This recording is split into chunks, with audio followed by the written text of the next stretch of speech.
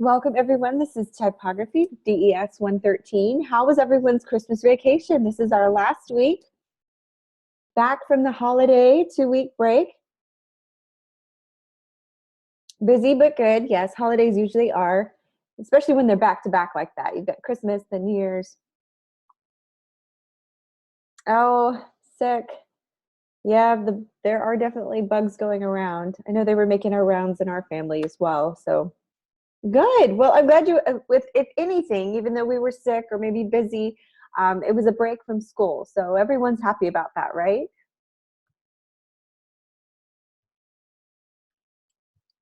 Well, I had a pretty interesting break. Everything was good until yesterday, and then my little 3-year-old was jumping on his new trampoline and tweaked his neck. So we spent most of yesterday, New Year's Day, in urgent care. So that was a lot of fun. But way to go out with a bang. But it's good to be back. I'm so excited. Yeah, he's fine. He's okay now, but it gave us a scare.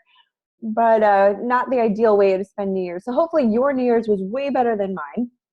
I'm sure it's easy to top. But I wanted to welcome you guys back. This is week 4, our last live lecture for the mod. Can you believe that? We're almost done with mod 12.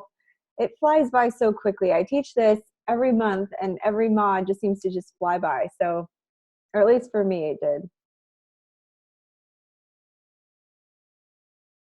Well, it sounds like everyone had a great break, and I'm glad. Hopefully, everyone kind of recharged their batteries a little bit, took that needed relaxation, and just kind of took a step back from life for a little bit. And you guys feel invigorated and ready to start week 4.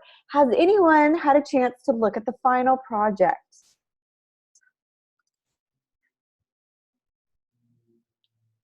Okay, so some of you have. That's good. Then that means you'll just be that much further along. We will be going over it in great detail today. I'll show you 2 examples of how to design one. They're very simple. Don't be intimidated by it. In fact, I think this is one of our simpler assignments.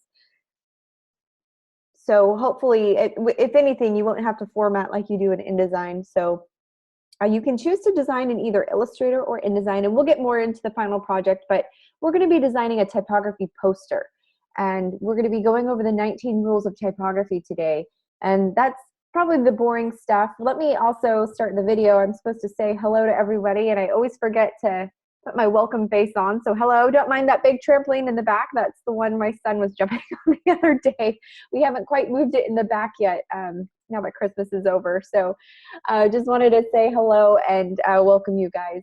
All right, so we've got a few things to cover. Let's just do some housekeeping real quick. Are there any questions about any of the late work, any grades, questions about assignments that are upcoming? I sent out an email with kind of a little to-do list of reminders for you guys this week so we don't forget. Okay, we'll be talking about some of it, but just as a reminder, you need to get all the late work in by this Saturday. I am no longer accepting late work and resubmissions for week 1 and week 2. That is long gone. However, you can and do have until this Saturday to turn in your week 3 late work or week 3 resubmissions if you want a better grade on that. And so I highly recommend you do that. Final grades will be turned in this Sunday. Early Sunday morning, they're turned in. So if if you turn in your final project late, you'll be locked out of the class. So actually at 11:59 this Saturday, Mountain Standard Time, you will be locked out of the class and won't be able to turn in a final project. And I've had students email me and try to email me the project. I can't accept it that way. So you gotta be able to submit it in Dropbox or I'm sorry, is it Dropbox?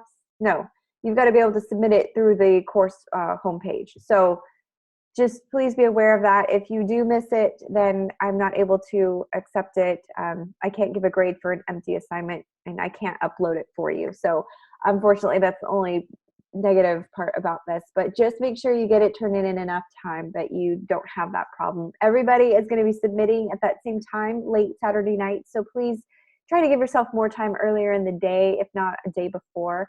I always encourage you guys to come on Thursdays for the multi-session. Get it passed off early, get it submitted, and get a grade for it, and then you can just rest easy. You only have a few other things to do for the week. So I highly recommend coming into the multi-session to get some help.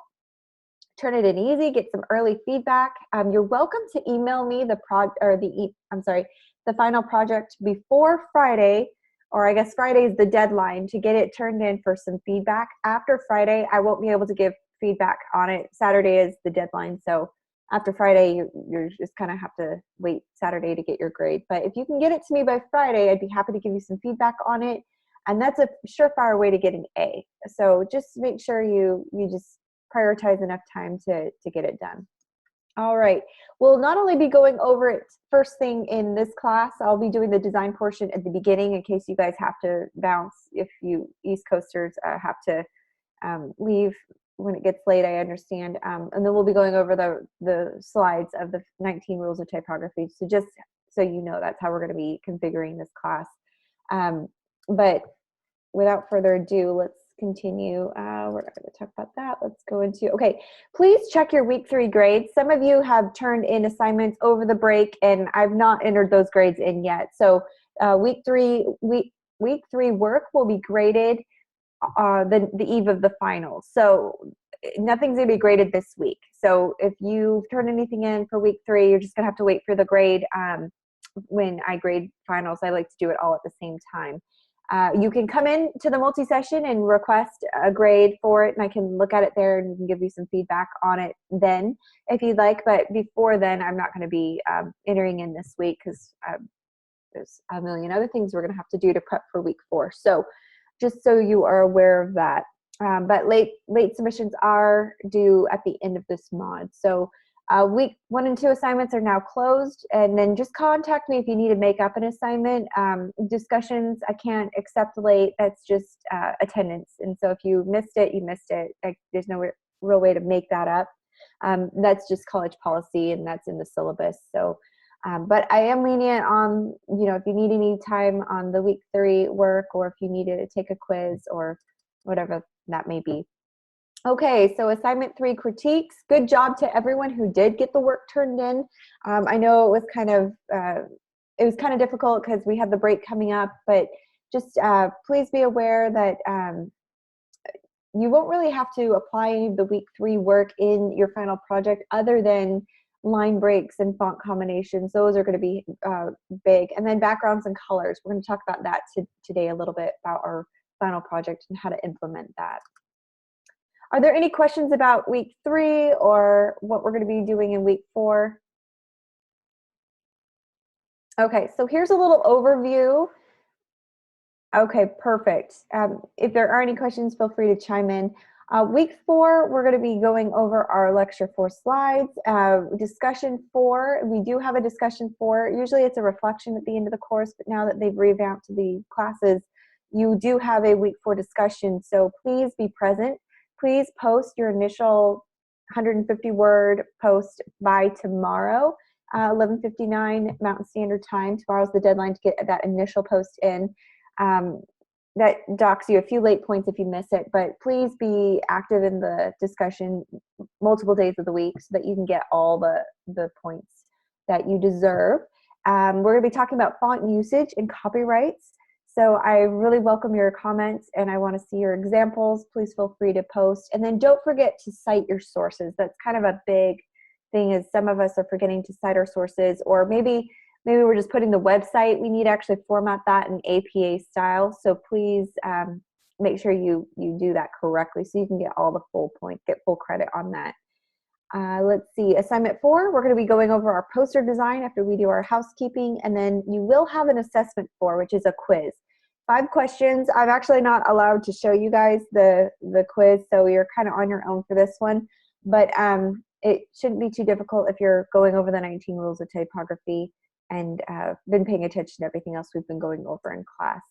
You do have one last thing, which is a class or course reflection quiz, and it's worth 15 points. Again, it's 5 questions.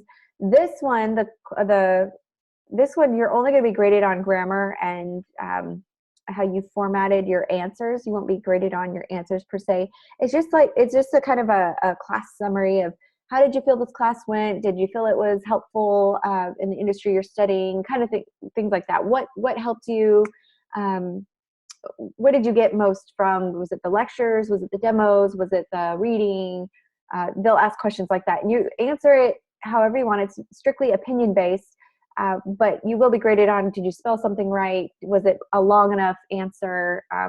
One-word answers aren't going to cut it for the responses, but other than that, it's a pretty simple, easy 15 points to earn for the class. And then lastly, please don't forget to do your discussions. Discussion started yesterday, so please make sure that daily checkpoints. Please make sure that you do those as well. Don't miss those. Those are kind of easy points to get and kind of helps beef up your grade a little bit. And it can hurt you if you miss them. All right, so this is our overview for today. Let's talk about the discussion. We're going to be, let's see, hold on. Can you guys see my slides at all?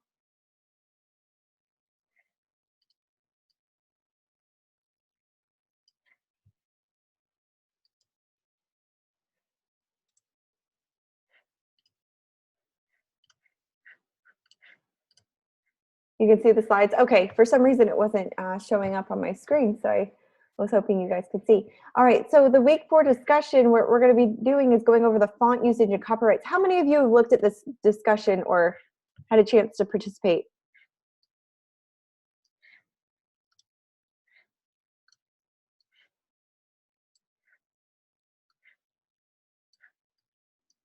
Anyone looked at it? So basically what you're going to need to do is just kind of, we're going to be going over font usage and talking about copyrights as far as that's concerned. If you haven't had a chance to post in it, please do that either tonight or tomorrow. Please get in that initial post so that we can log your participation for this week. I also wanted to talk about one thing within it. If anyone has any trouble logging or sharing visual examples, please email me so that you can get that taken care of. I'd love to see some visuals.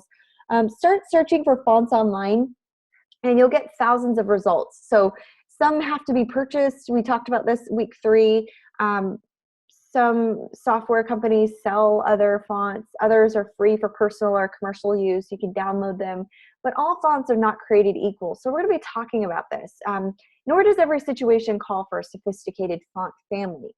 And you did the wedding invitations, and there were different situations, different types of weddings. And so you were asked to choose a font based on the type of wedding invite that you were designing. So before deciding where to look for fonts, we're going to be evaluating the project, kind of considering some of the needs that the design has. And it's a project for, whether it's a project for school or your own practice, or a professional project, whether you're getting paid for it, you really need a one-time standalone font that's going to express the message or kind of display the message the way that you want it to be received on the other end. Okay, so you already looked at the discussion and didn't know what to do. So okay, yeah. So and I posted in there. So basically, I had some concerns about where to find information about different copy and usage rights. So most of them should be listed in the details of each font's EULA. Don't be too concerned if you don't understand it all or it seems too technical. There's really no right or wrong answers here. Mostly just a discussion on how would you go about finding the information and things that you'd need to consider, questions to ask your client, etc. If you were the designer. The main purpose here for this discussion is to make you aware of copyrights and usage restrictions. They do exist, and so you can't just pick any font and use it for any design. In school, it doesn't always matter, but when you get out in the real world, you can't use a commercial font for your own business. Sometimes you need licenses or permission, or you need to pay for it. So this is just making you aware that you can't just grab any font and do a project on it. The things to consider also, different circumstances, even if you didn't find any clear answers, or maybe you just say, I don't know anything about this. You can explore things further and enlist your classmates' help. So if you found some great information or a site that really helped you come to an understanding about this as you're reading their posts and comments, make your own and share those links. This will be a really great opportunity to build on each other's comments, like I've mentioned before in our live lecture. So I shared a short video in the discussion that explains a little bit more about it all. It's in video format, and with the person speaking has a way cooler accent than I do. So just kind of note her comment that ignorance is no excuse to break copyright laws. So this is just basically making you aware that copyrights exist and that we can't just grab any font and use it. We have to be, we need to make sure that it says whether it's for personal or commercial use. So we kind of have to distinguish that. So hopefully that helps, Randall, a little bit, just kind of explains a little bit more what you need to do. It's just more doing research. Whatever findings you have, please share it. And then as you see and if you have a question, ask it. And hopefully other students will be able to answer it for you. So yeah, it's just more just making you aware that these things do exist. Because not everyone's aware that it does. All right, that's a great question. Any other questions about the discussion or about the course assignments?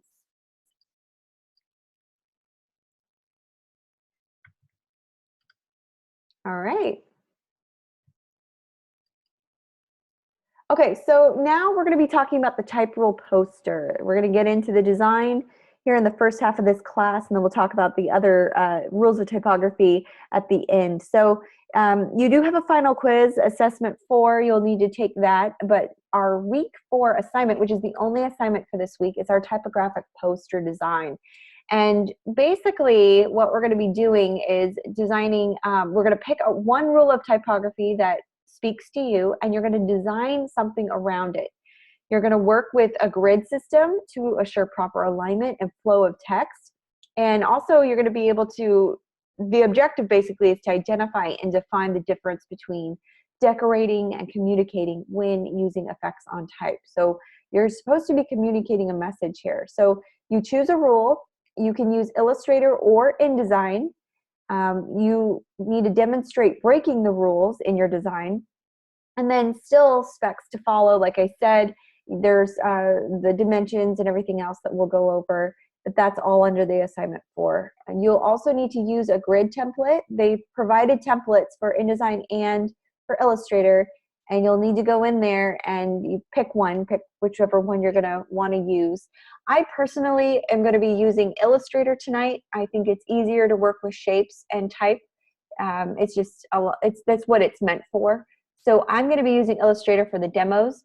You can choose to use InDesign if you feel that that's easier for you. But basically, the whole point of this is to communicate. Don't decorate. There is a huge difference between designing and decoration. And design with a purpose is what I like to say. So design is a process that includes planning. So you need to make sure you plan this ahead of time for a specific purpose. And then as a good designer, you want to focus on communication, human interaction, cultural influences, historical movements, and aesthetics. These all play a huge part in what you're designing. So decoration, on the other hand, like we talked about earlier, is adorning an object with ornamental embellishments. That's what you do with a Christmas tree. It's not graphic design. Basically, decoration is without any purpose than the decoration itself. So decorators are only interested in dressing things up with no concern for, does it function? Is it clear? Is it communicating? Is it logical? Does it make sense? Does it add to the message? It's an interactive process. So that's design versus decoration. Let's see. So I'll do a quick demo on this. I just wanted to go through these slides a little bit. Okay, so for the week 4 assignment, you will need to save your native Illustrator or InDesign file for future portfolio revisions, but you'll only be submitting a PDF for grading. So you only need to submit your PDF. Save a JPEG. It's good to get in the habit of saving a JPEG for Behance because I believe that's where your portfolios are going to be. Do you guys have portfolios already started or set up with Behance? Okay, good. It's kind of something they'll be encouraging you to work on throughout your college time. But make sure to upload a JPEG. This is a final project, but it's also a great portfolio project to include. So send a link to your FPA, upload to Behance so that they can help you get that rolling. Okay. So assessment 4 is a little bit of information. I can't show you the questions, but there are only 5 questions, 10 points per answer. think carefully, read carefully, take your time. There's no time limit. It does need to be submitted by this Saturday. It's a didactic quiz, so you'll need to be aware of that. And then there's some other links we'll go over in just a little bit. So let's talk about the demo. Does everyone have Illustrator up?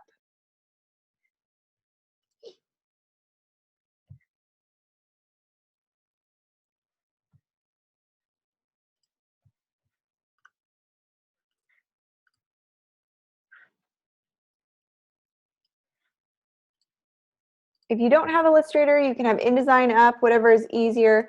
Go ahead and launch it. Give me a little smiley face when you guys are ready, or a go ahead. I just wanted to share with you one of the examples we're going to be going over.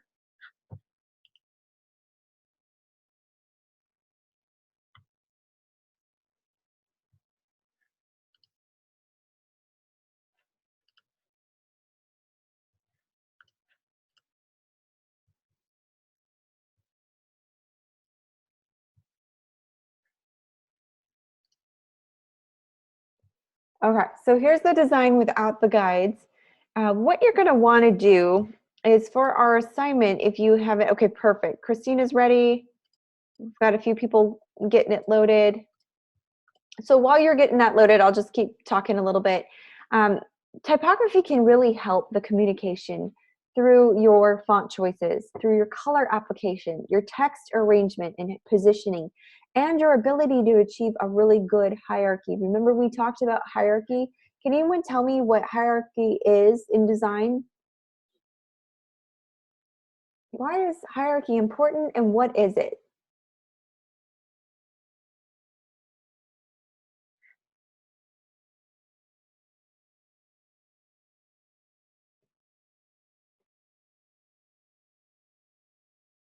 Anybody?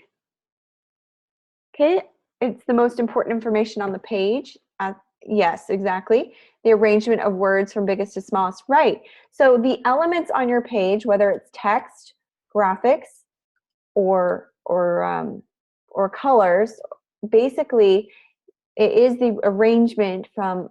It's just kind of how you placed them on the page. The most important stuff is usually the largest, most prominent, and the less important stuff as you move down the page gets smaller and smaller. I kind of like thinking of an upside down triangle or a pyramid. The largest information is at the top, if that's how it's positioned, because that's the first thing that you want to see.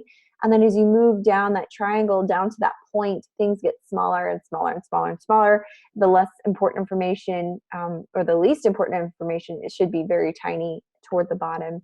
That's not only is it position, it's also size that plays a huge part in hierarchy. Yeah, or pictures or colors or whatever it is, graphics type, you name it, whatever you can put on a page, it's how you've arranged it and the size of it and where you've placed it. So that's hierarchy. Very good.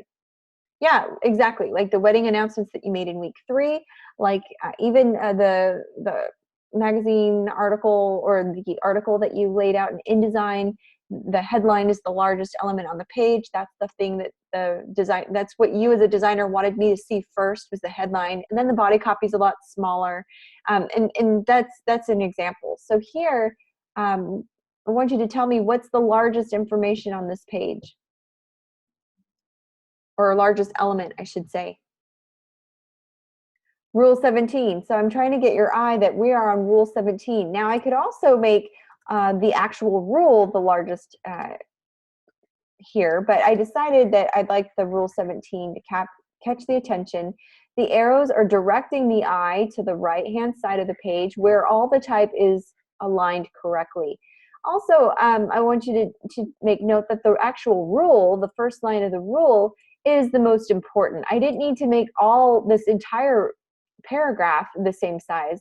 I'm using font size and font weight to create hierarchy. So the first thing that you notice is the big, large, bold font in the rule. Always maintain the integrity of type. That's the most important thing. That's what I made larger than the rest of the text. Then what you see is below it. It's a semi-bold, and it's a little larger than the font below it. Then this is even lighter and much smaller. So I'm not only using contrast here to create hierarchy, but I'm also using the font weight. It's the same font, but I'm using the weight to create a hierarchy as well. Yeah, hierarchy with the rule, exactly. All right, so what I want you guys to do is go into week 4's assignment. We're gonna do a little exercise, okay? I want you to download the 19 Rules of Typography. It's a Word document in assignment 4. It's found underneath the prompt or the assignment instructions. It says download a text document of the rules here. When you have it downloaded, give me a little smiley face. I want you to open it up. It's a Word document with the 19 rules on it.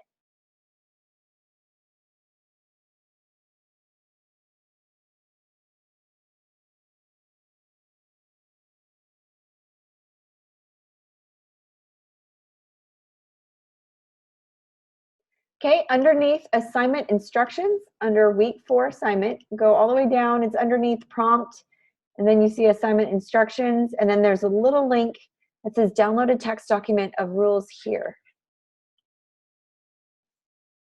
Do you guys see that?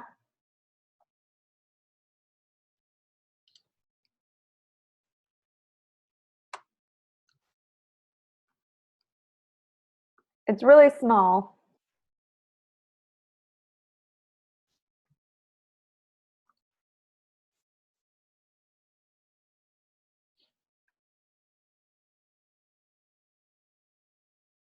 Hey, Vicki, thanks for coming today. We're just looking up the week 4 assignment. I'm trying to have you locate the Word document with the 19 rules of typography. There's a little link that is under the assignment instructions that you download. Okay, perfect. Randall found it. Looks like Amanda found it. Christina found it. Perfect. All right, well, we're going to go ahead and move on. So you basically need to include quite a few things for this poster. The poster needs to include the rule and the number listed. So here I've done that. That's check. And then the paragraph of the text covering the rule. So I've included the entire paragraph here, but I've only made the first line of the rule, which seemed to be the most important, the actual rule. Always maintain the integrity of type. That's the one thing I'd want someone to walk away with instead of the rest of, I mean, the rest of it's important, but this is the main meat and potatoes of the rule. So I wanted to make this the largest element. Then what you're going to need to do is pick or highlight the featured rule by incorporating a visual example of its function and or failure. In this case, I could have made this even more dramatic, but this line here, avoid arbitrarily stretching letters. I made the letters look like they were stretching. I could have actually like increased the horizontal scale a little bit more, but I didn't want to mess with the integrity of the design. So I kind of made it look like it was stretched. So that is my failure. And that's my example of the function. Does that make sense? So my example of the failure is to stretch these letters. Don't do that in real design, but this is what I'm showing. This is the failure, is that sometimes people stretch or skew their fonts or their letters. So that's my example. And then it says, highlight the featured rule, or I'm sorry, we did the visual example. So then it says, observe any other applicable rule in the design as well. So whatever else seems to, it says here, down here, well-designed typefaces exhibit visual qualities that make them readable. Arbitrarily distorting them compromises their integrity. So even here, I could do an example of arbitrarily distorting by increasing the horizontal scale again.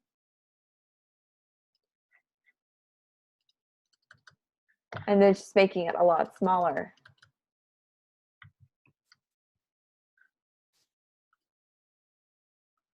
Or I could just distort that one word, distort so it stands out.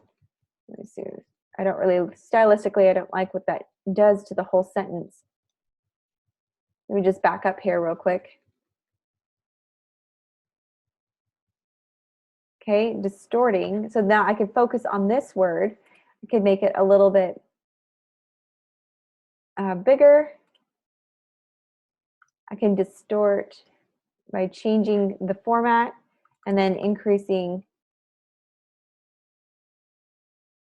kind of stretching it out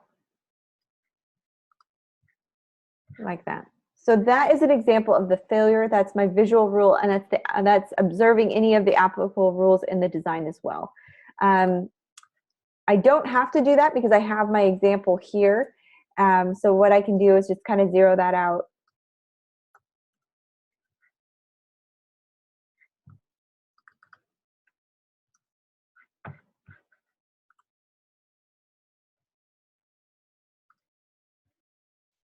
There we go.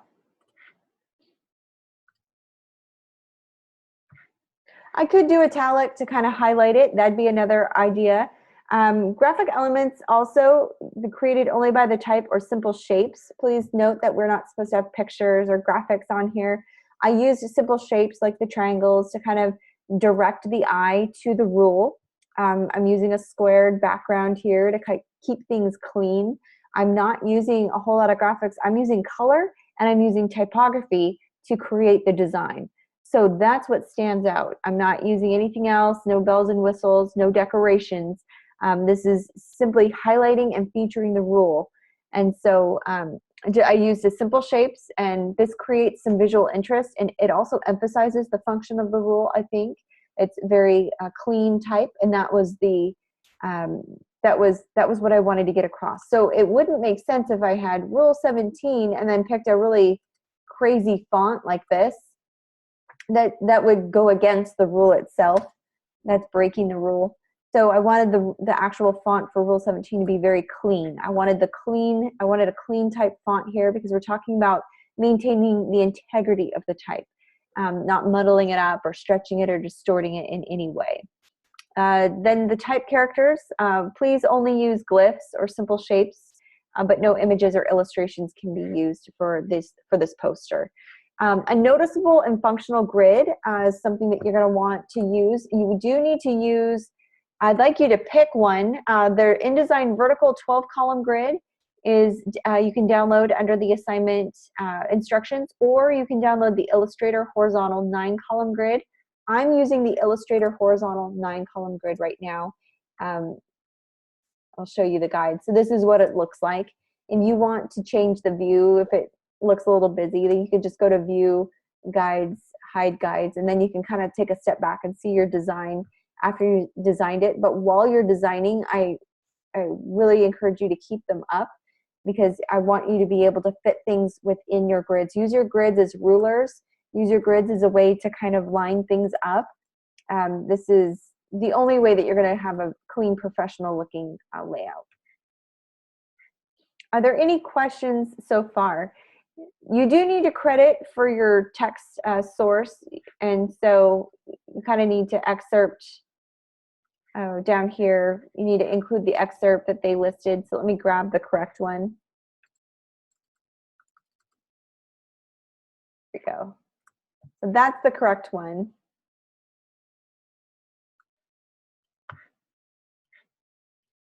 I kind of did this one without the class size. There we go. All right, so taking a step back, I'll hide the guides, and now this is my rule. This is my poster design.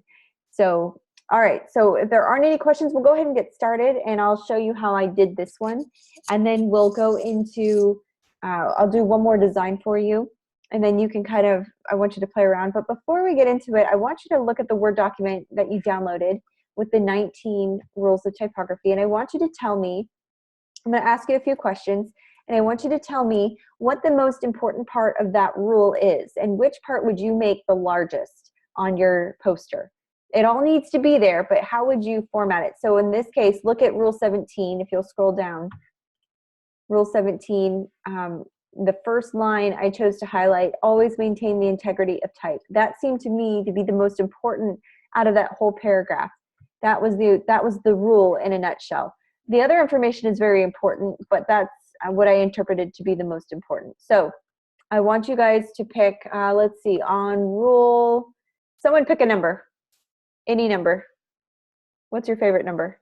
15. Okay, let's look at 15. Everyone look at 15. Tell me what should be the largest part of that rule on your poster. What is the most important part? I can't even say it. And speaking in terms of hierarchy, what line of text is the most important for Rule 15? Avoid widows and orphans whenever possible. Exactly. So that is kind of what you want to highlight, make the largest or larger element on the page. The other information is important, but you definitely want to make sure that you can highlight that. So I want everyone to copy this rule into Illustrator. We're going to just do a little example. Rule 15.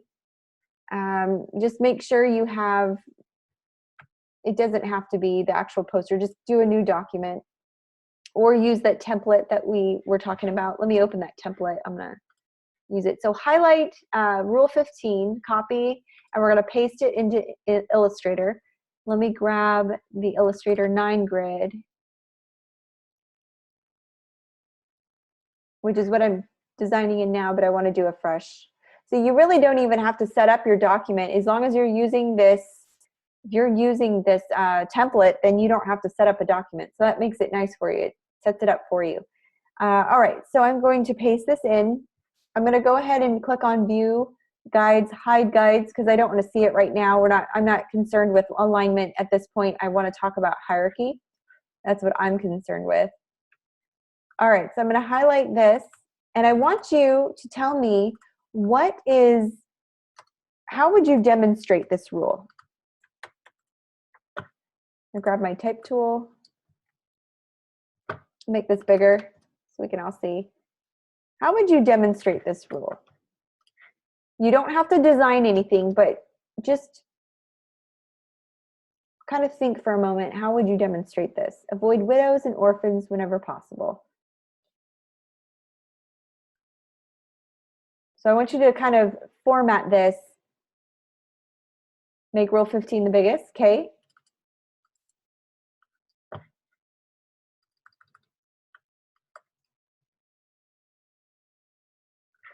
All right. So how would you demonstrate a widow or an orphan? So I want you to do it on your computer. You don't have to style it. You don't have to design anything. I just want you to format the text so that you're explaining what a widow and an orphan is. How would you style this paragraph so that I understand what the failure or the function of this rule? You guys understand what I'm asking?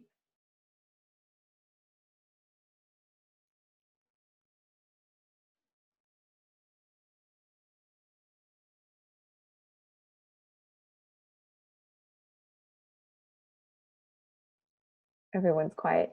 Okay, if anyone has an example they'd like to share, let me know. Again, you don't have to style it.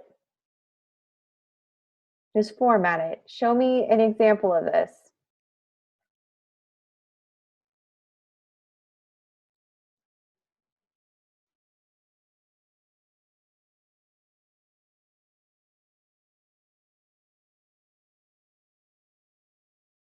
So I'll give you a minute or two.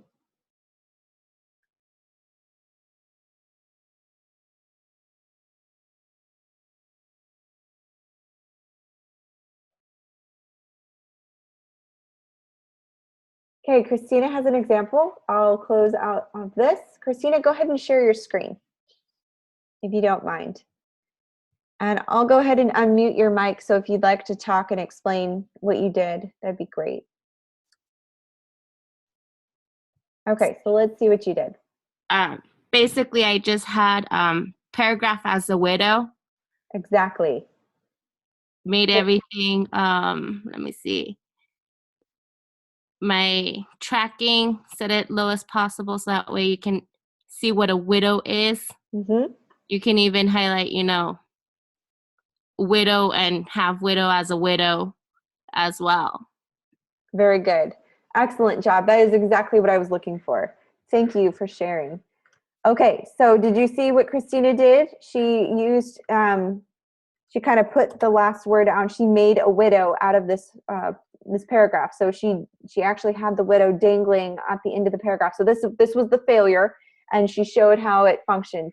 So this is what, that's just a quick example of what you're going to be expected to do. Now you're going to need to make it look nice and pretty and kind of make it poster-like design around it. This is the concept. This is what we're asking you to do. Let's do one more. Someone pick a number. Any random number.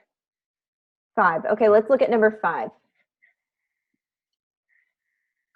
I don't even know what these are in order, to be honest. Okay, so so I want you to read rule number 5, and I want you to tell me what is the most important information. What's the meat and potatoes of the rule? If you could tell me the rule in one sentence, which sentence would it be?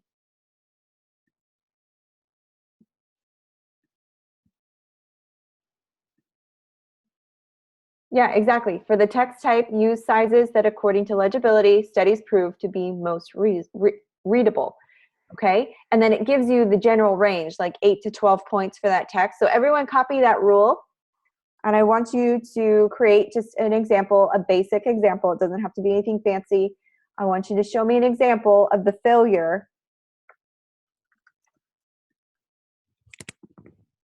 And I'm going to mute Christina. Sorry, I forgot to have your. Fine. Sorry. You're probably so self-conscious about it. Okay, I know I am when my mic is on. Okay, so go ahead and kind of do an example, and if you would like to share it, we can share your screen. I just want to see how you would demonstrate this. There's no right and wrong. It's just to it's kind of an exercise to get you used to what we're expecting of you for the final project. So take a minute or two and kind of think about, brainstorm how you would explain this in a quick way, visually speaking.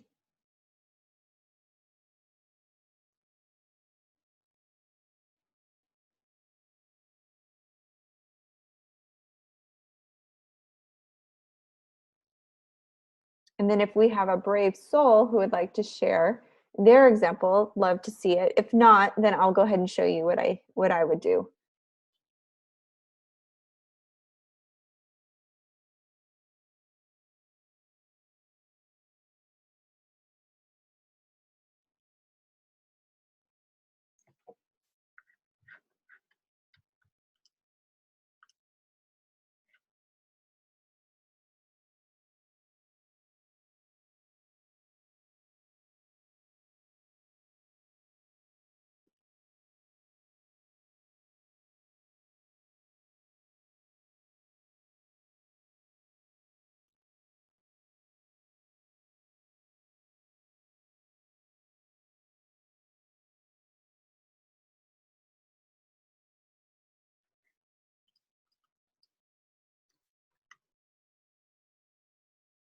Yes, Randall, great question. So I was asked, with this assignment, can we pick whatever rule we want to? Absolutely.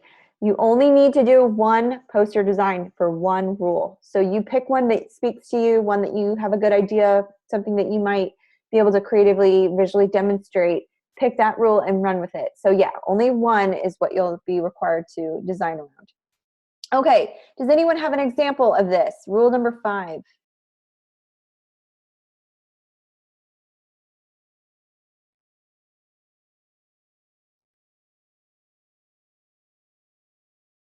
Anything anyone would like to share?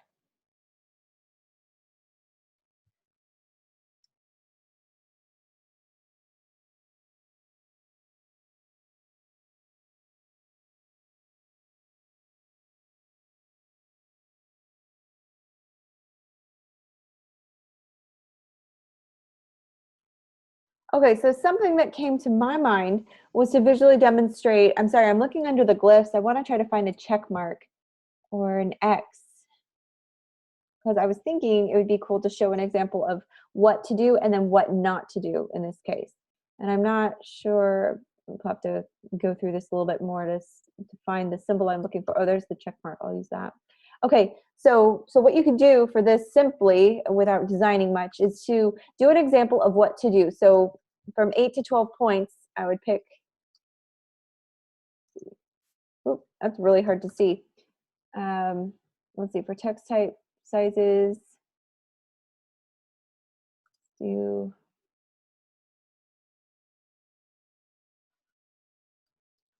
let's do 14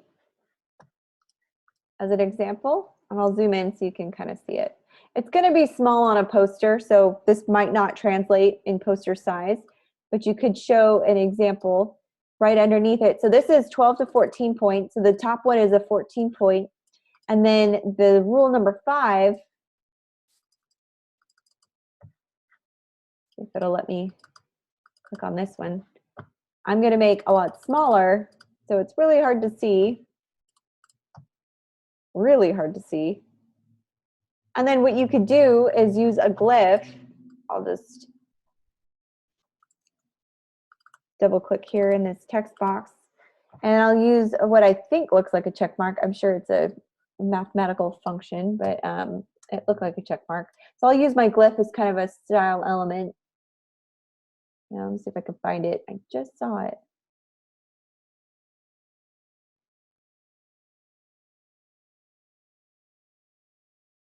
Oh, I lost it. Give me 1 second. There we go. Yeah, thank you. So I'm going to use this as kind of a check mark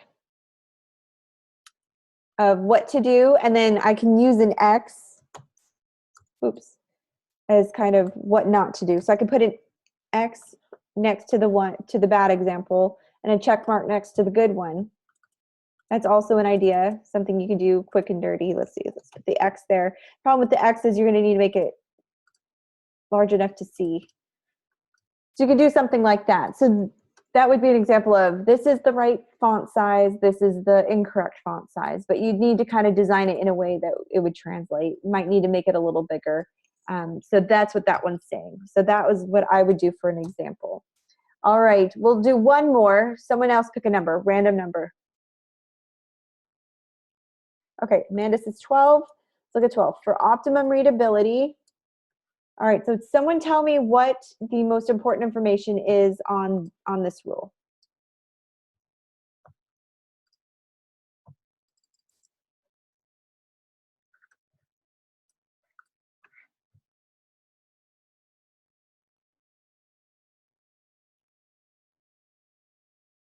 Yeah, exactly. It's the first line. So most of these are going to be the first line. It's going to be the most important information. So can someone show me an example of a good example and then a bad example of what to do for this one? How would you demonstrate this rule visually?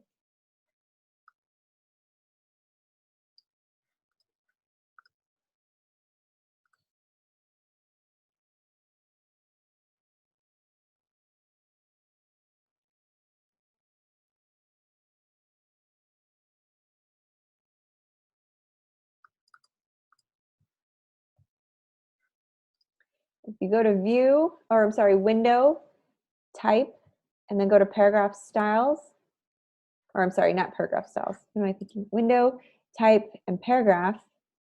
And it looks like my paragraph is open. Perfect. And then I can kind of show like a bad example like that. So my bad example would be on the bottom. My good example would be on the top. And I would use a check mark or an X to kind of demonstrate which one was which so that it was obvious. You could even do a strike through. So if you wanted to use an X and then go to type, create outlines.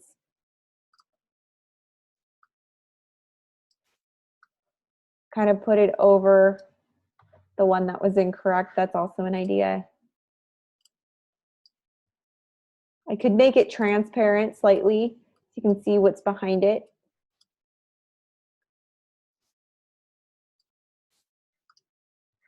And then I could do the same thing with the check mark.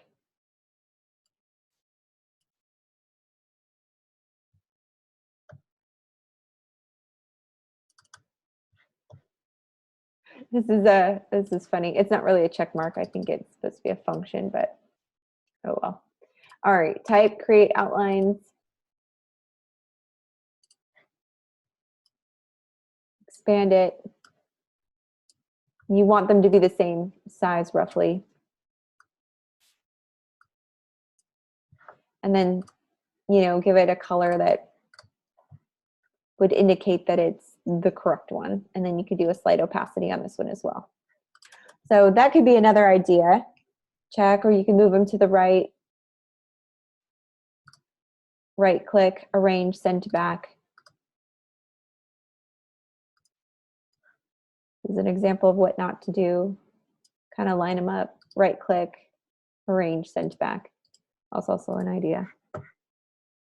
Yeah, the divided math. Thank you. Square root symbol. Yeah, something like that. Math was never my strong suit, but yes, it's definitely not a check mark. You could easily make one, and that would be fine too. I was just trying to show you that you can use the glyph characters, definitely. There is a font here that does have a check mark, and I can't remember which one it is. I have to go peruse it, but I'm sure you can find it. But this is just kind of an example of just a quick and dirty way of showing the function, the failure, and then visually explaining that rule, okay? All right, so does that make sense, what you're supposed to do for the assignment? Okay, so let's go into my design, and I'll show you real quick. We'll take a quick 10-minute break. It is a lot of fun. It's kind of cool. It gets you thinking a little bit. I'm going to demonstrate the one I just did because we only have about 10 minutes left and before we go to break, and then I'll do another demo when I get back, a different one. So the one I wanted to go over was, let me show the view. I'm using the template, so we're not even going to set up a document here. If you just click on the template, I'm in the Illustrator template here. If you just click on or download that and then open it up, it automatically sets up your document for you. So this is really great. It uses these ruler guides to kind of help you line up your information. So what I'm going to do is I'm going to go ahead and grab my text to save some time.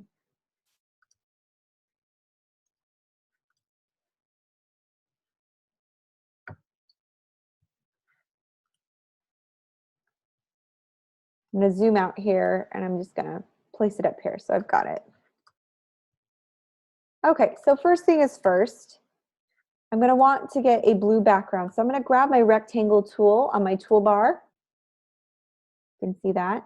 And I'm just going to kind of find the center. If your smart guides are turned on, which you're going to want to make sure they are, you just go to View, click on Guides, and Smart Guides right here, or Command U, or if you're on a PC, it is Control U, and that will turn them on. And then you can see as I direct my mouse above, it shows me that center point of the document. And that's exactly what I want. I want to draw a box at that center point of the document. And I'm going to just go out to this red bleed line here, because whenever you're working with a background color in InDesign or in Illustrator, you want to have a bleed line, especially if you're sending things to print. It just gives you that extra little border to ensure that your color evenly gets placed around the document. Because in print, sometimes you can have like a funky white border, or things don't translate when you send to the printer. So this ensures that you have a nice bleed for your graphic. I saw your comment, Randall. That made me laugh. Okay. So next, we're going to want to get our rule going here. There's a lot of different ways you could design this. If you looked at the student example that they give you under the assignment, they had, the big watermark 16 that I thought was really kind of cool. You could do that instead. But for this design, I liked the way that I liked the look of doing the Rule 17 being large, because it's balanced out by this heavy block of text on the right and this heavy block of blue.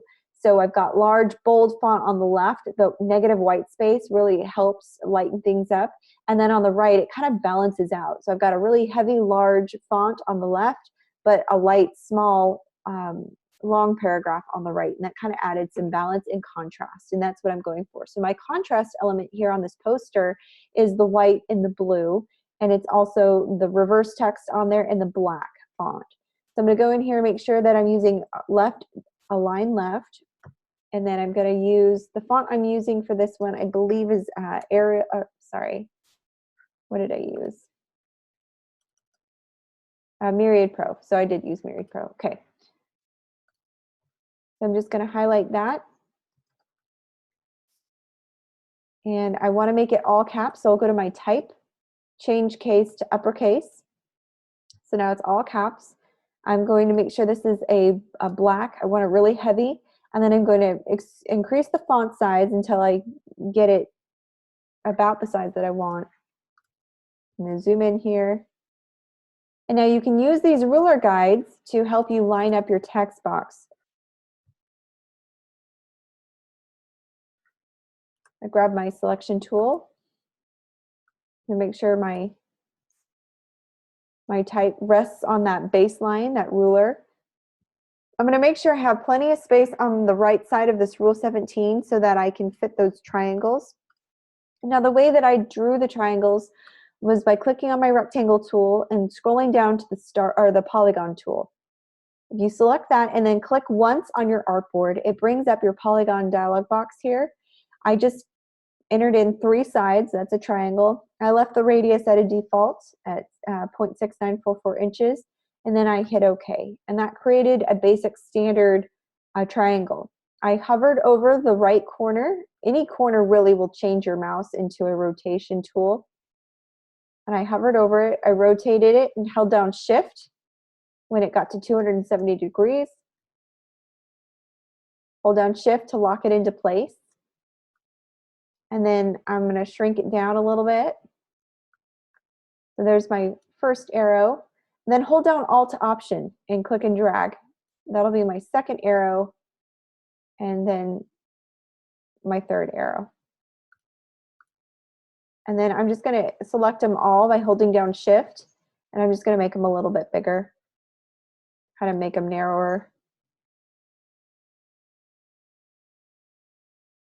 You don't need the arrows. This is just how I'm showing you how to tastefully use simple shapes to create visual interest for your design. So you don't have to do these. I'm just showing you how to create them, because on my design here, it needed some color and it needed some direction. So I'm using these arrows to communicate that. It gives it, because if these were black, it'd be pretty boring and it wouldn't really direct the eye much.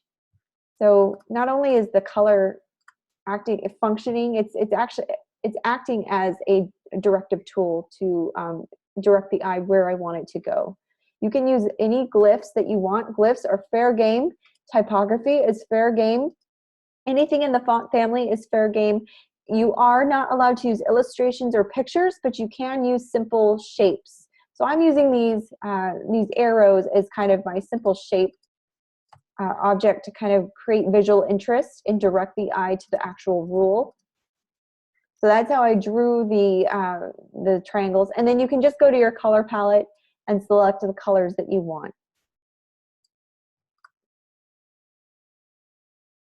In this case, that's a good question, Randall, though, so keep those questions coming. In this case, I'm going to hold down the Shift button and select my red triangle and my blue box, and I'm going to right-click and arrange Bring to Front because I want it to overlap on that blue arrow. Okay, and then next, I just need to type out just copy and paste and format my text. So I'm going to drag this over. I'm going to right-click, Bring to Front. And I'm going to use this ruler guide, as you can see, to line up my text. I want to center it and get that text, the largest text here, on my baseline, on the baseline of the ruler, just like that. All right, and then for this font, I used Myriad Pro Bold 47 point. I made this the largest element in the rule paragraph. And then here I used Myriad Pro Regular, but I increased the size to 24 points. So again, my point size here is 47. Then I go down to 24, and then here at the bottom, I'm going to go down to 23, so it's slightly smaller. I could even stand to go even smaller, or I could keep it at 24 so that it's all connected. I could choose to do a play on the word distort, but here I've expressed the rule, the failure here, so I don't need to do it twice. I increased the horizontal scale of my type. And the way that you do that is go to Window, Type, click on Character, and then here under Character, I just increased the horizontal scale right here. And if you don't know what the tools are called or not familiar with the icons, just hover over the icon and it will tell you the name of that tool. So this is where I increased my my text. Now, I was trying to keep everything lined up nice and neat at the same point on the right-hand side. So that's why my bottom paragraph text doesn't go beyond where the period is. It all is kind of lined up together. So that's just a very simple way to lay out this poster here. I also grabbed the line tool and kind of drew a line. Hold down shift so you can keep that line straight. When my smart guide turns on with that magenta vertical line, I can let go and release. I can click on my stroke and click on white. And then I can hold down Alt Option, click and drag. And I'm going to center that once my smart guides turn on. Like that. Oops.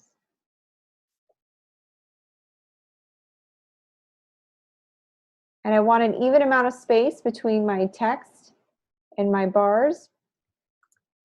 There are also straight lines that you can include in the glyphs if you wanted to do that instead. I'm just doing basic shapes. And then obviously the text at the bottom, I just formatted very simply. I used a reverse white text. I didn't want to go hog wild with a reverse text because it's not very easy to read.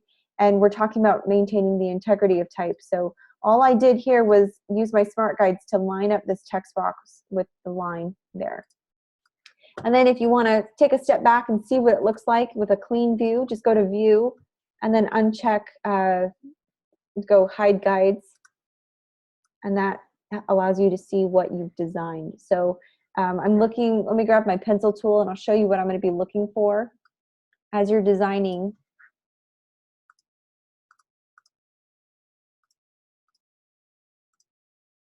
Okay, notice how my line, there's an even amount of space between the bottom of my text and that white bar and the top of my text and the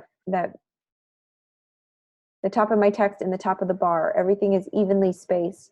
There's also an imaginary vertical line here. So nothing is extending beyond. So everything kind of lines up flush here. That's important. I've got my heavy text here that's balanced out with my light, smaller text on the right side. Everything is in hierarchical order. This is element number 1.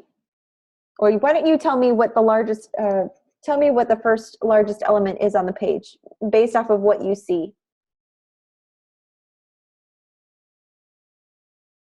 Rule 17, that's 1. Then what do you see? The arrows, okay, and they're pointing over here. So this is 2 because it's the second biggest. And then what do you see?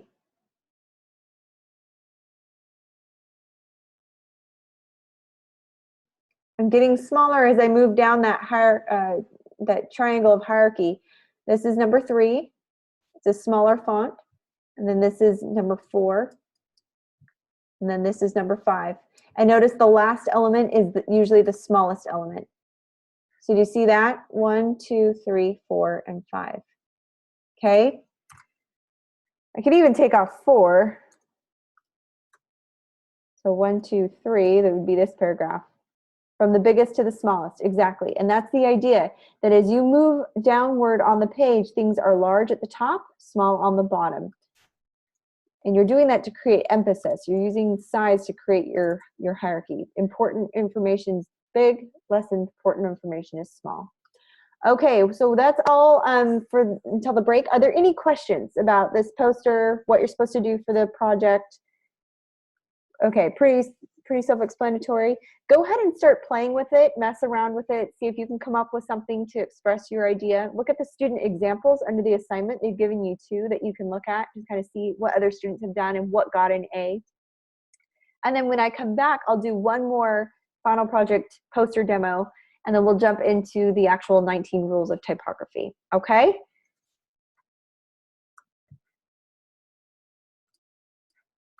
So I will see you guys in 10 minutes.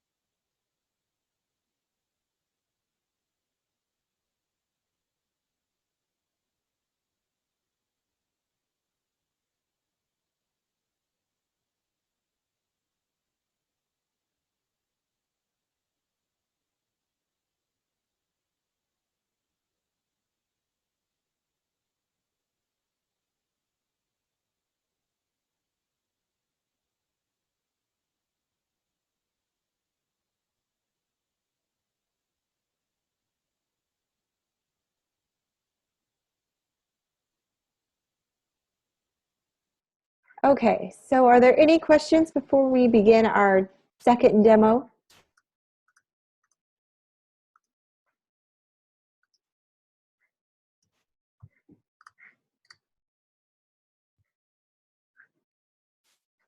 All right, if not, we'll go ahead and begin. Let me pull up the third example.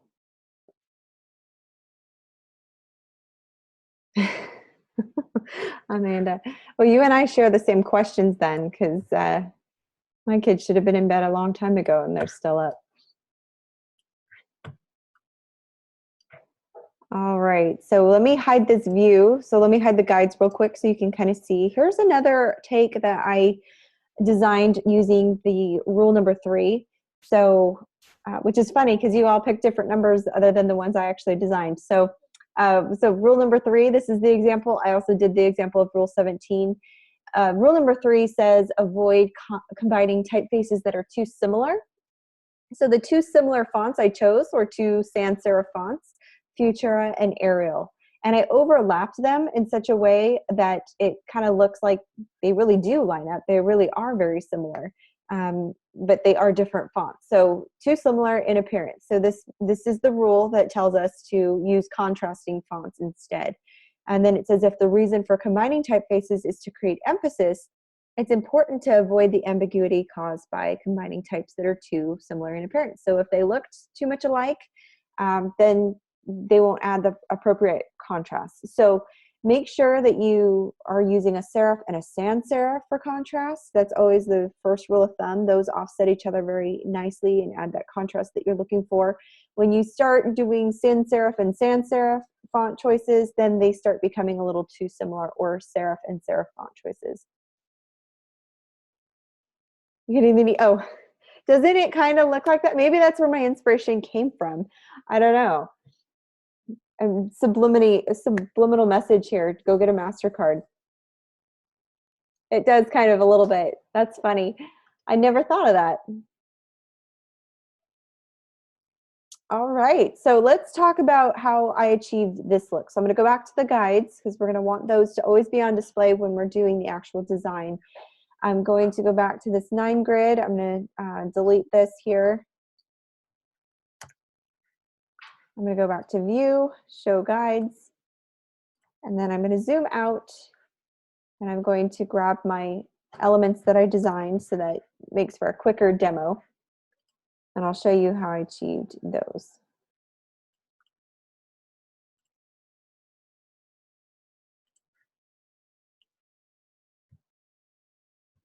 So there's a few things that I want you to pay attention to here. I'm creating a great deal of balance by centering the page with the large stylistic element. Those circles are very important. I also have the text here at the top left, text here at the top or at the bottom left. But to add some balance, I moved some text over to the right, the Futura and Arial, and my swatch boxes here. This added some balance on the right side, so it wasn't so left heavy. Then I've got that big center graphic element there that is kind of anchoring the page in the center, and then I'm just kind of adding a few things on the different corners of the page to kind of anchor that even more. So that is my thought process when it comes to using balance. I also am using contrast, the white reverse text and the on the colored background. It reads nicely. It reads clean and clear. I'm using dark enough colors that it's not it doesn't get washed out. I'm also using that contrast by using those blue and that kind of magenta looking color font colors on that reversed white background there. So I'm using contrast in that way as well. So a lot of contrast going on here, a lot of balance being used, and then the white space around it all is also being used. So what I'm going to do first is start with the circles. I'll show you how I achieved that look. I'm going to kind of center over here. So if you want to pull up that 9 grid Illustrator file, this is what I'm working in. I'm going to go to my shapes tools. So hold down, click on the ellipse tool, hold down shift as you click and drag your circle, because that will constrain the proportions and it will keep you from skewing the shape. You don't want an oval, you don't want a football, you want a perfect round circles. Holding down shift as you click and drag will help you achieve that. I'm going to line this up on this ruler here. I'm going to use this far left ruler to line up my circle. I'm going to go to my fill box and give it a nice color. I liked that blue. I'm going to hold down Alt Option and kind of overlap this circle a little bit. I'm also going to give this a color. I don't so much need it to be pink or red. I think I'm going to go in here and kind of adjust the color scheme a little bit. If you click preview, you can see what you're doing. I don't want it pink, but I don't want it red either, so I kind of want to get a nice deep color. Okay, so I'll hit OK. And then with it, and I kind of using this ruler here to kind of help line up the circles, so have a nice even overlap. That's kind of what I'm going for. I'll hold down shift as I select both circles, hold down shift as I click and drag on that anchor point, and I'm just going to make it large enough so it kind of sits nice and pretty in the center of this page. I'll line it up. I'm going to use my ruler to kind of line up these circles, and now I notice that my circles are not lined up together. So you see how there's this gap here at the top of that blue circle?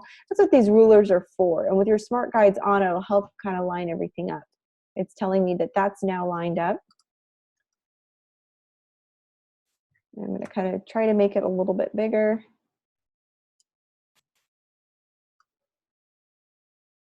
I'm going to try to center it as best I can. I'm going to find the center of that page there. Perfect. Now it's centered within those guides. Okay, next thing I need is my text or my type. So I'm going to go over here, click and drag. Or actually, you know what, I'll just grab my type because it's easier than typing it all.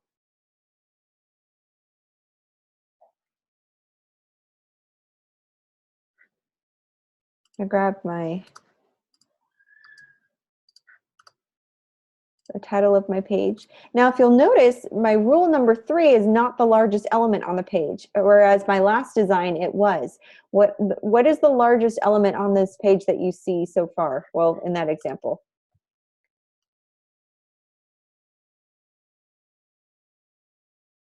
The circles. Yep, the circles are large. And then type-wise, what is the largest element? The word similar. Yeah, actually, this whole line here. So the actual rule itself is the largest element. Font size, font size speaking, this is the largest element on the page. So the actual rule is now the largest. Then it goes into rule number 3. And then down here, it's small. Down here, it's small. So the actual rule itself is the largest element aside from the circles. You're right. Okay, so now I've placed my type here. Now you got to be careful not to place it too close to the edge of the page. So again, I'm just going to kind of use my ruler and kind of try to line up the top of my font there with it. Now what I'm going to do is with these circles, I need to make that middle portion where they overlap its own vector so that I can manipulate it a little bit more. And what I'm going to do is increase the circle size so that the baseline sits here at the bottom of that ruler. All right, so now with these circles selected, I'm going to go to Window, click on your Pathfinder tool. Now all of your tools under the Window drop-down menu are alphabetical, so it kind of makes it easy to find. So my Pathfinder here, look for the P's. Then I'm going to click on, underneath Pathfinders, the Divide button.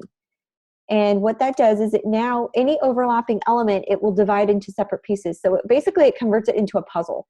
So now this little section here is its own piece. So I could actually click on it and remove it, or I can do something different with it. And what I'm going to do is give it a darker color. So I'm going to kind of go in here and make it more of a darker color. Hit OK. Just like that. So what that does is it breaks up the blue and the red and kind of adds some another visual element into the picture here. And again, I'm only using 3 colors. And I'm going to go ahead and grab my font. Go place this in the center. This is left aligned. I'm just going to center the actual text box. And I'm going to try to get the baseline of the font in a good place in the circle. Kind of line it up right there.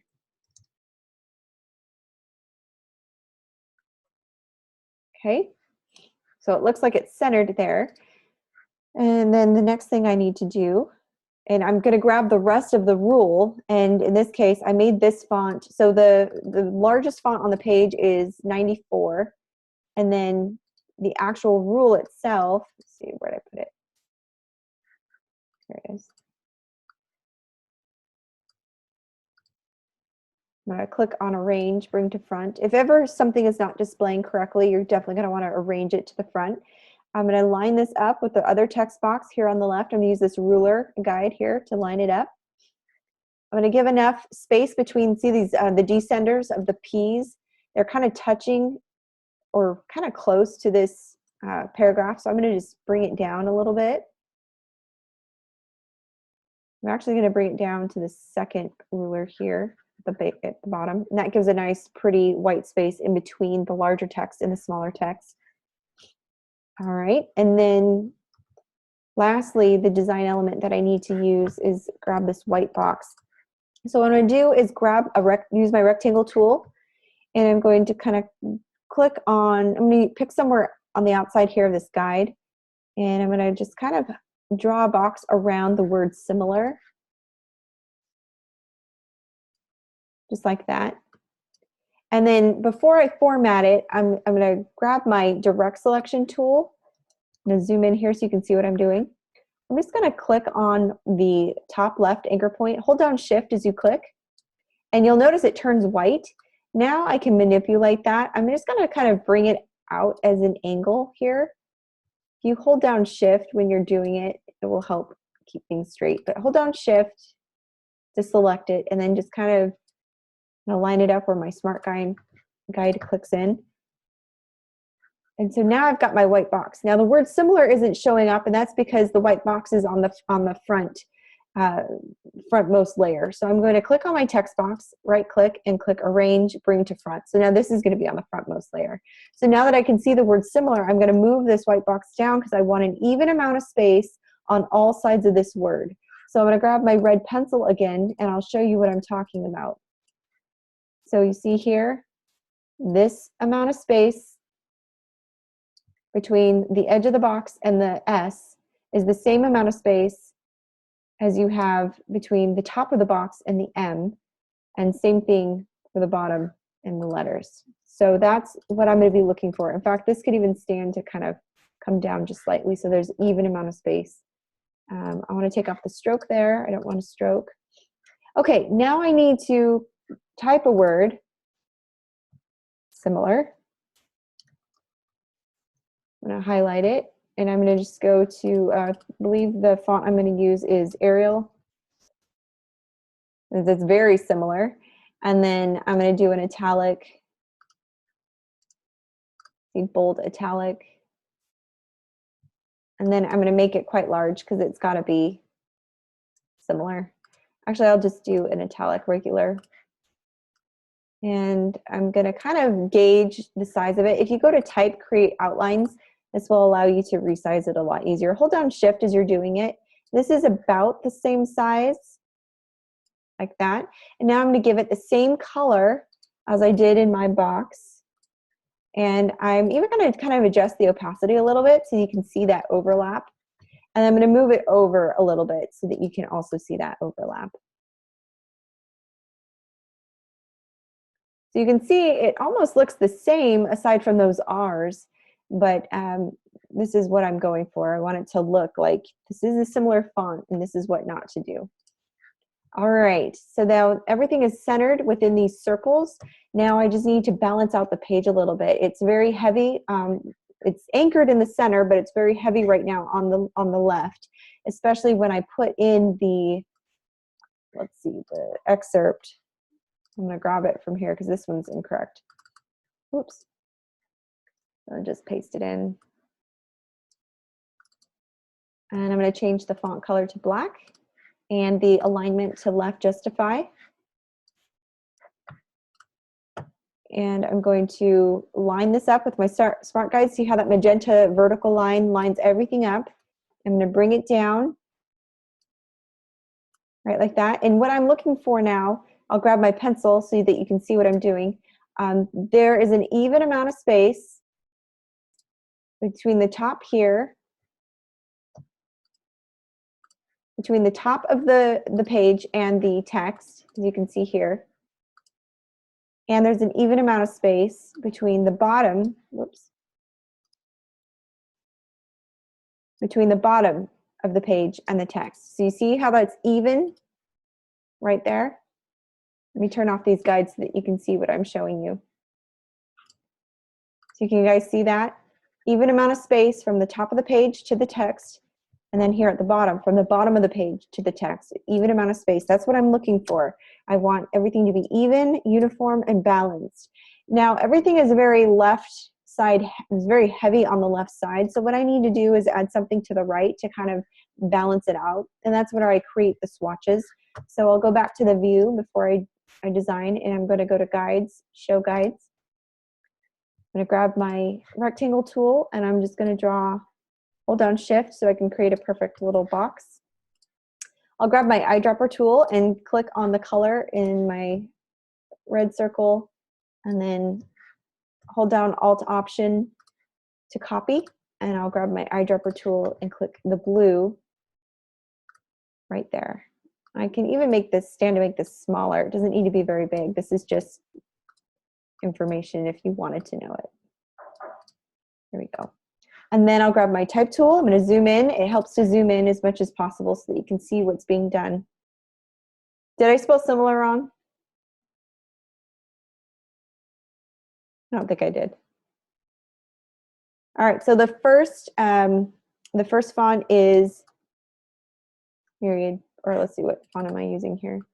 Helvetica.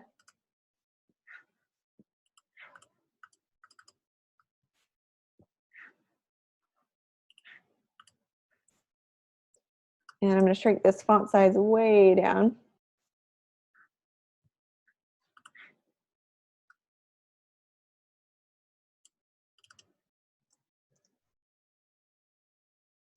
I'll type in Helvetica, and I'll do regular, and I'm going to format this as Helvetica.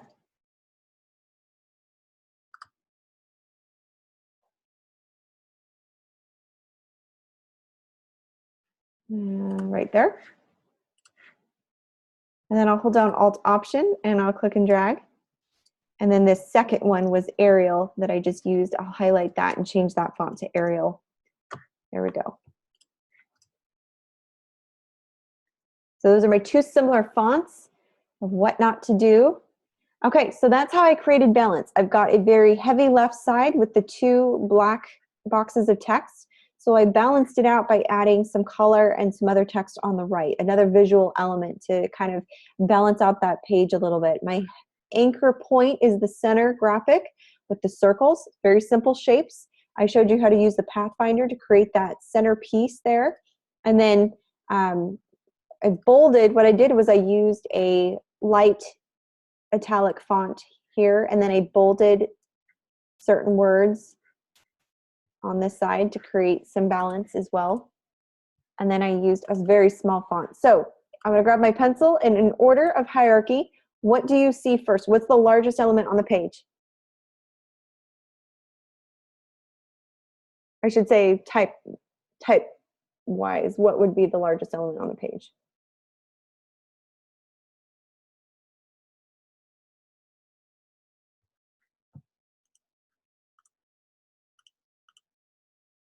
Yep, the actual rule. So this is 1.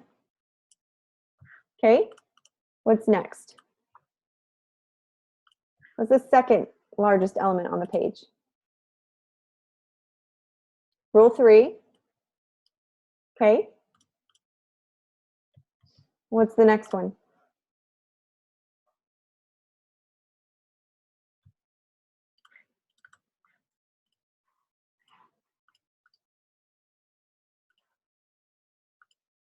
The bottom sentence, exactly.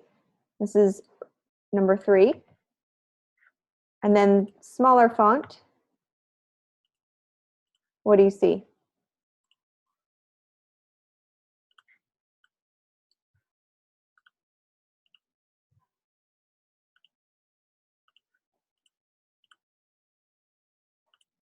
Small text on the left, exactly. 4.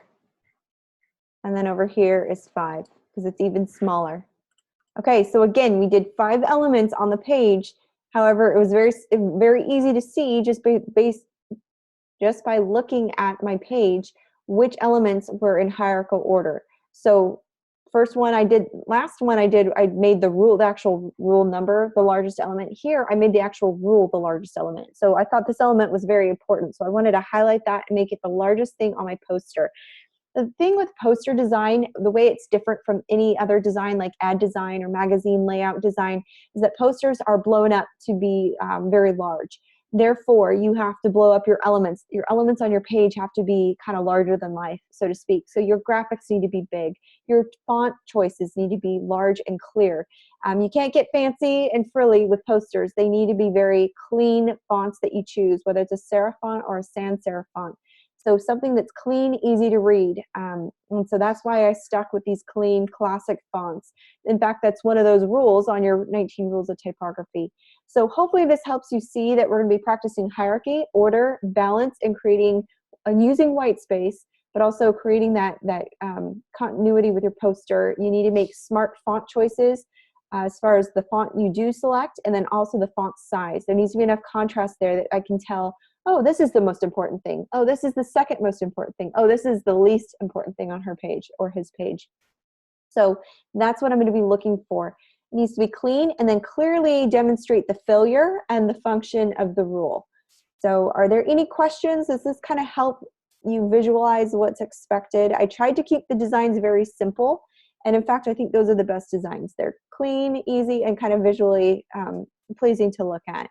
So very simple. Don't overthink it. Just kind of like we did with our exercise. Pick a rule and kind of look at the text itself and say, okay, how can I show the failure? How can I show how this functions correctly? Or how can I display this or demonstrate it? So that's the overall goal. And then just adding pops of color here and there. That's kind of the easy part. So hopefully this helps.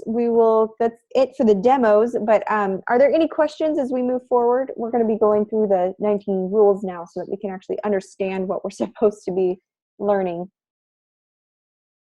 I'm going to pull up my slides real quick. Give me just a minute while you're thinking. Here we go.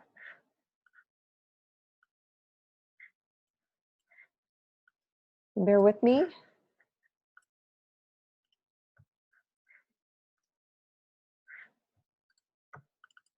All right, so let's look at these 19 rules of typography. Now, I chose the slides. I kind of stylized these slides. With each rule, I kind of gave you a visual example of how you could demonstrate it. So hopefully that makes your job a little easier. And then all you'd need to do is go make it look pretty on your poster.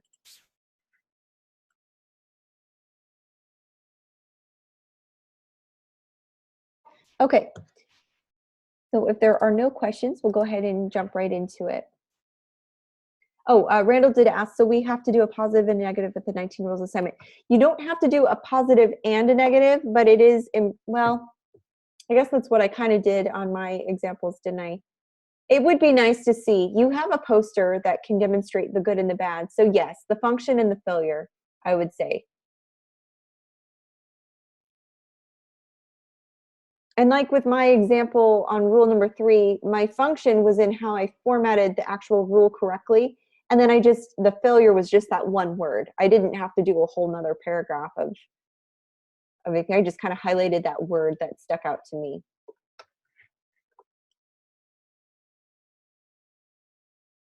All right, great question. So let's jump into these rules here. Let's talk about rule number 1. You want to use classical typefaces. Basically pick good, clean fonts. This will help ensure optimum legibility. You want to choose those classic time-tested typefaces, and we talked about this in week 1. Some examples here include Baskerville, Futura, Helvetica, just like I used, Gill Sans, all of these. And I think you did some research on these fonts as well. So you should be familiar with them. And then here in rule number 1, it uses a classic typeface. Rule number 1 here at the bottom also uses another classic typeface. But it shows you that what not to use and which one is more legible. So for optimal legibility, you just really want to make sure that you choose a good font that reads well. All right, number 2 says use maximum 2 types of typefaces. So you really want to be mindful not to use too many different typefaces at one time. The rule of thumb I like to say is use 2, 3 tops. But you can create quite a bit of contrast with 2 fonts, 2 different font weights within that font family. And then you can also play around with the size, also add some contrast. You don't need really 3 fonts. So I would say stick to 2. That's especially as you're starting out as graphic designers, you don't want to get things muddled up. And the more you have, the more cluttered it looks. So I would just say maximum 2 typefaces. And you can see in my bad example, here I'll zoom in.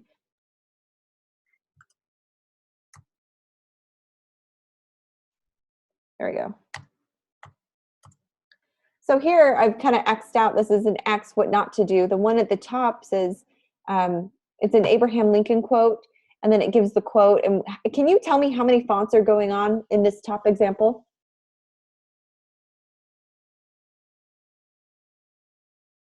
4. You see 4? Yeah, I see 4 too. Exactly. There's 4 going on here. And so you don't need that. However, not only are they using 2 different fonts, but they're using 2 contrasting fonts, just like my rule number 3. They're not similar at all. There's a sans serif and a serif font. And they're also using color to add that contrast. So this complements each other very nicely.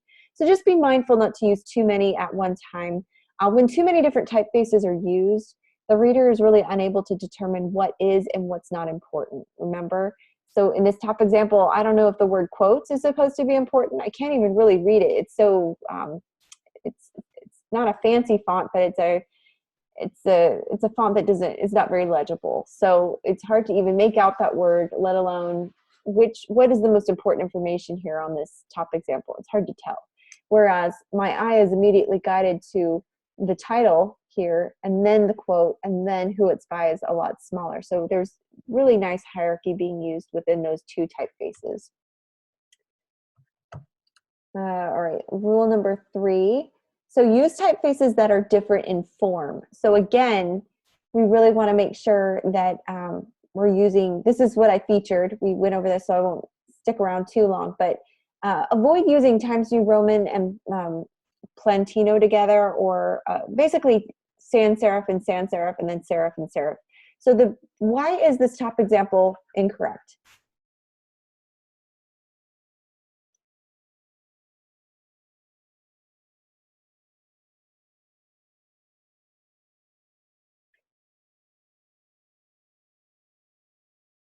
Actually, there are 2 fonts being used. The italic font down here is just a style within that font family. So it's not that 3 fonts are being used. It's that that serif font, Times New Roman, is being used at the top, and then Times New Roman is being used in the quote, and Times New Roman is being used at the bottom for the byline. So you see, you kind of have to look at it. It's hard because it's a blurry picture, but they're using the same font, and it's not really adding that contrast that you need. So you want to use typefaces that are different in form. So here at the bottom, we've got a sans serif and then a serif font, and that complements each other quite nicely. All right, let's look at rule number 4. Remember we talked about this. Have you ever received a text or an email where something was in all caps and you're not quite sure how to take it, or usually you do know how to take it? It's either someone yelling at you or something's very important. So as you can see, it's very hard to read, especially in paragraph form. So text set entirely in uppercase letter form is very monotonous. In fact, my eyes get tired and I just kind of look away from it. It's almost these monotonous rectangular shapes that you see. So uppercase letters can successfully be used in display type, like headlines, type above, anything above 16 points. And in your poster design, you are more than welcome to use all caps. In fact, I just wouldn't use it in paragraph form. So remember my rule 17, that was big and large and in charge, and it was also in all caps. That's what I chose to highlight. So I used that uppercase. It was just one word, and that's okay. But when you start getting into the heavy text or body text, you really want to avoid the uppercase. If it's one line, that's fine, like a headline. But anything more than that, please use the lowercase letters. It just reads a lot better. And you can see in my example here, I also showed that. Okay, rule number 5, we talked about this in class. This is another example, another way that you could format it on your poster, using text type, using sizes according to legibility. Studies prove that these font sizes are the most readable. And it's going to be hard to demonstrate on a poster, so you might have to get as close as you might have to blow it up, like not drawn to scale kind of thing. But be sure to remember that sizes based on the X height of the letters appear different from one typeface to the other. And this example kind of shows the dramatic difference of a small font size and then a larger font size. Whoops. Sorry guys. The computer is wigging out. Okay. Are there any questions so far as we hit rule number 5? Okay.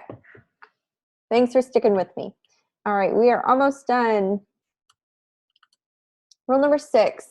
So this says use minimum type sizes and weights. So you don't want to get too hog wild with the font families and the italics and bolds and regulars and semi-bolds and then the different sizes within a paragraph, because it starts getting convoluted, muddled, it's messy, and then the message is lost. So you really want to use it sparingly, like I did with the word similar. I kind of highlighted that one word in that paragraph because that's what I wanted to focus on. So when you start using it crazy, like within a paragraph multiple times, there's no more focus, there's no more message, and now everything, you don't know what to focus on basically. So just kind of avoid using too many different type sizes and weights at the same time. Some experts recommend using no more than 2 sizes for one display, whether it's a title or maybe just one for text type. So in this case, you want to keep them all the same. All right, rule number 7 says use text types of book weight. So you basically want to avoid typefaces appearing too heavy or too light, especially on a poster board. Anything too light might be hard to read. So you really want to make sure you have a good contrast on that background. Text typefaces that are too light can't easily be distinguished from their backgrounds, so it makes it harder to read from a distance. So the heavier the typeface on a poster, probably the better. But in typefaces that are too heavy, there's counterforms that can diminish in size. This makes them less legible, and then you get into not being able to read the message of the poster. All right, did we skip number 7? Yeah, number 8 now. Okay, so we're talking about typefaces again with medium width. We're talking about the horizontal scale of the font size. So you really want to use typefaces of medium width. Avoid typefaces that appear extremely wide or narrow in width, like the condensed versions of fonts. Basically, rather than distorting text by stretching or squeezing the text width, you really want to use type families that include condensed and extended faces that fall within accepted proportional norms. So you kind of want to, if you're going to use a condensed font, I would use a font that has a condensed version instead of adjusting the horizontal scale manually.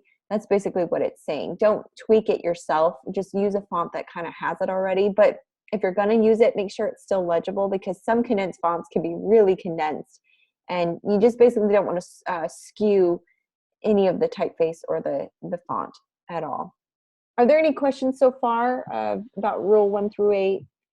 It's pretty self-explanatory. Don't be overwhelmed. There are a lot of these rules, but some of them are common sense, like don't skew a font or don't use more than 2. Like rule number 9, use consistent letter and word spacing. That's obvious, right? When you're reading, you don't want these uneven gaps within your sentence, and anything that is not left aligned or right aligned will cause these uneven gaps. So for text type, you really want to use consistent letter spacing and word spacing to produce an even uninterrupted texture. What does that mean? Well, this means that word spacing should increase proportionally as letter spacing increases. And if you use a nice left align or a left justified or a right justified alignment, then you'll avoid these problems. So just kind of stick with that. That's usually the safe zone to be in as a designer. Rule number 10 says use appropriate line lengths. Well, what does that mean? Well, look at the example at the top. It kind of someone got happy with the return button and kind of entered in a new paragraph or a new enter every time. And so it kind of abruptly disrupts the paragraph and it doesn't flow nicely. Whereas the bottom example, it's just the paragraph left aligned and the lines aren't too short or too long. It doesn't disrupt the reading process. As the eye moves along over your long lines of text, it kind of negotiates the next line. And so it makes it hard for your eyes when you have these interrupted, choppy lines that are uneven. Your eye really craves that even, balanced flow in your paragraph. So when you're working with text type, a maximum of about 70 characters, maybe 10 to 12 words per line is thought to be the most acceptable. So that this is a good example of how to demonstrate that. Then rule 11 says use line spacing that's readable. Basically, by adding 1 to 4 points of space between lines of type, just depending on the specific typeface, they can all range, but readability can really be improved. So my rule of thumb is that whatever your font size is, add about 3 to 4 lines of your leading. So 3 to 4 points for your leading. So if you have a font size of 12, you'd probably want a I'd say 15 to 16 point leading. And that will give you enough space between your lines to add some nice white space, and it makes it much more readable. When it is squished together like this, it really slows down the reading process. The eye is really forced to take in several lines at once, and it gets overwhelming to the reader. The message is lost, and the reader even loses interest. So make sure that you kind of give some breathing room. One feels really claustrophobic, and one kind of feels like, oh, I can breathe. So then that's because there's space between the lines. Rule number 12 says use the flush left type alignment. This is to ensure optimum readability. If you use a flush left alignment, basically if you use anything with a ragged right type alignment, use the flush left. Or if you want to use a flush right with a ragged left, these are acceptable. The trade-off is always a loss, however, in slight readability when you mess with the alignment a little bit. But when you have a ragged right and a ragged left, it really does not feel very aligned or balanced. So I would definitely keep this left aligned, and then the ragged right here kind of reads really nice. And that's usually the traditional alignment that we use. So I would just stick with that. Creating effective rags. Here's what you want to strive for. Consistent rhythmic rags. The purpose of effective rags is not only to achieve aesthetic beauty, but to enable readers to move gently. Okay, what are rags? Well, rags are is the last word of the sentence, okay? So where does it end? Again, going back to that other rule that we talked about, not having the lines too short or too long or uneven, you really want to make sure your rags don't abrupt or aren't too short or too long. You really want kind of an even rag as much as possible. So effective rags consist of lines establishing an informal but consistent pattern of line endings. So you really want to make sure they're not going to be lined perfectly, but they're going to be consistent and they're going to kind of roughly end at the same point. Does that make sense? I never knew what rags were when I was in school, and then it dawned on me. I'm like, oh, it's the actual ending point of the sentence. So yeah, the top one would give you a headache, definitely. Okay, so rule number 14 says clearly indicate paragraphs. So be careful not to upset the integrity and the visual consistency of the text. You don't want to, you want to make sure that it's clearly marked. Let's see. The two most common ways of indicating paragraphs are by indenting and inserting additional space between paragraphs, but never both at the same time. So you don't want to make sure, you just want to make sure that you either hit a hard return, so there's space between paragraphs, or the paragraph, there is no space and you just indent to indicate the paragraph, but never both at the same time, okay? That one always gets broken a lot. That's more of a beginner. Beginners usually break that rule quite a bit because they don't understand how to format text properly, but that is how we would do it. Rule number 15 says avoid widows and orphans. We did this one, we demonstrated this one in class, so I won't stick with it, but basically the example here was spot on. I forget who shared it, but the dangler here was how it was displayed. This is what not to do. And then you want to make sure you have a good few words here at the last sentence, just so that it's basically the orphan is the single syllable at the end of a paragraph, and the widow is the word that on that very short line at the end of the paragraph. So you want to make sure that you have just a nice line to end on. Okay, rule 16. This one says emphasize elements within the text. So as you can see the example at the top and the bottom, you want to emphasize them with discretion and without disturbing the flow of reading. Okay, now the example here at the bottom doesn't really show, but it was bolded. You can bold the text to show emphasis, but changing the font size and the actual font family within a paragraph is you kind of want to steer clear of that unless you understand how to do it tastefully. You can use italics, you can underline type, use color type, different typeface, and all of those elements within that type family, but you really want to just use a minimum means for maximum results. It's kind of what I like to stick with. So if you can't do it tastefully, then don't do it at all. A lot of designers with these rules, you have to understand them before you can break them. And yes, you'll see designs that break this rule quite a bit, but it's done so professionally that it just works. But when you're a beginner and you're just starting out, it's important to understand why to follow this rule. So in this case, using a sans serif font that's a lot larger than the serif font it's in, it doesn't fit. So instead, what they should have done was, instead of changing the font family, they could have just bolded the text that they wanted to highlight, or underlined it, or italicized it, or just use a different effect on it. But changing the font altogether was not a good way to emphasize the element within the text. Does that make sense?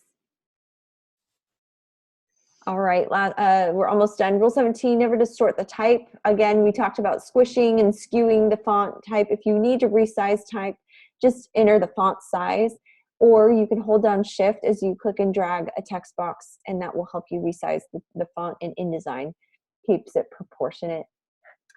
Rule 18 says align letters and words on the baseline. So that's why you have those guides, that template for this assignment. Use those guides to align your text to a baseline. You don't have to set up a baseline, but you do need to use the rulers and guides to line up the baseline of your font on those rulers so that everything lines up nicely. Look at this top line here. English is not Chinese. None of these letters line up on the baseline at all. But in the example below, English is not Chinese. This line lines up on the baseline. You can't see it, but it's lined up nice. Each letter is not on its own baseline. All right. And then the last rule, rule 19, says use maximum contrast, especially on a poster, between the type and the background. If you're using a light background, use a dark contrasting color for the font. If you're using a dark color for your background, use as light as possible for the font color so that there's appropriate contrast. Too little contrast in the hue or saturation, or a combination of these factors, can result in type that's difficult, if not possible, to read. So look at this example here.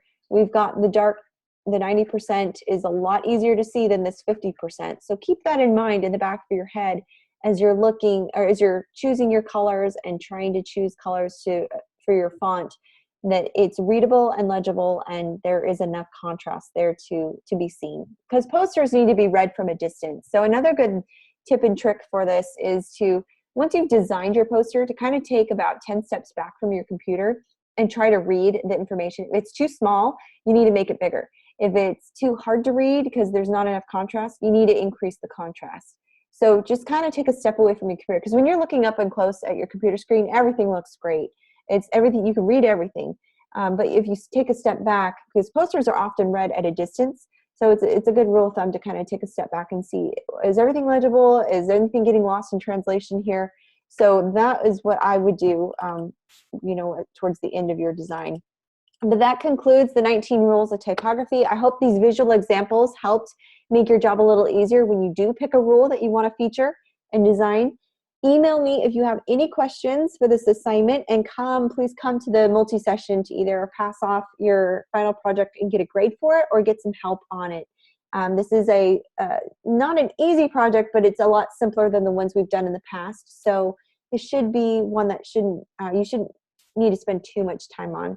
Don't overthink it. Just make it look nice and follow these rules and you'll be just fine. Remember, only upload a PDF for me. That'll be a quick download for me and a quick upload for you. And yeah, you can use either program. Just use those templates. They've already set up the document for you. So are there any questions before we head out? You guys have been great. Thanks, Randall, for hanging in, and everybody else who participated tonight. It was good to have you all, and it's good to be back. So I can't wait to see what you guys do for your rules of typography. I want you to blow me away, okay? All right. Well, you guys have a great week, and we'll see you on Thursday.